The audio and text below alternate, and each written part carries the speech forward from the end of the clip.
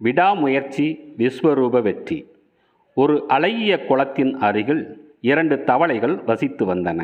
அவர்கள் நல்ல நண்பர்களாக ஒன்றாக வளர்ந்து வந்தனர். ஒரு நாள் அவர்கள் வயலில் விளையாடிக் கொண்டிருக்கும்போது மழை வந்தது.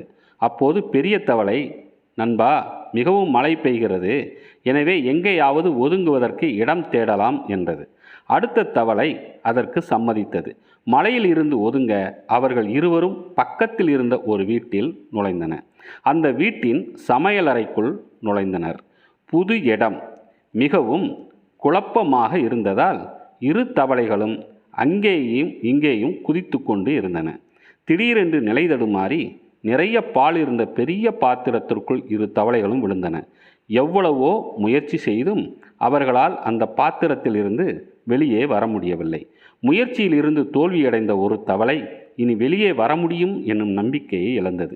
இறுதியில் அந்த தவளை பாலில் மூழ்கி இறந்துவிட்டது.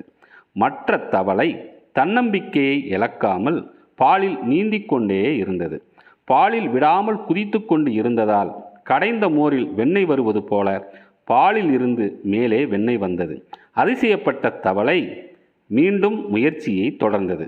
அதனால் கடினமான வெண்ணெய் மேலே வந்தது. தவளை பாத்திரத்தில் இருந்து வெளியே குதித்து பாதுகாப்பான இடம் தேடியது. முயற்சி செய்யுங்கள், வெற்றி பெறுங்கள்.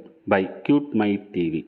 ஒரு காரியத்தில் வெற்றி பெறுவதற்கு விடாமுயற்சியுடன் தொடர்ந்து முயற்சி செய்தால் நிச்சயம் வெற்றி கிடைத்தே தீரும் என்பது இந்த கதையின் மூலம் தெரிந்து கொள்ளலாம். நன்றி, வணக்கம்.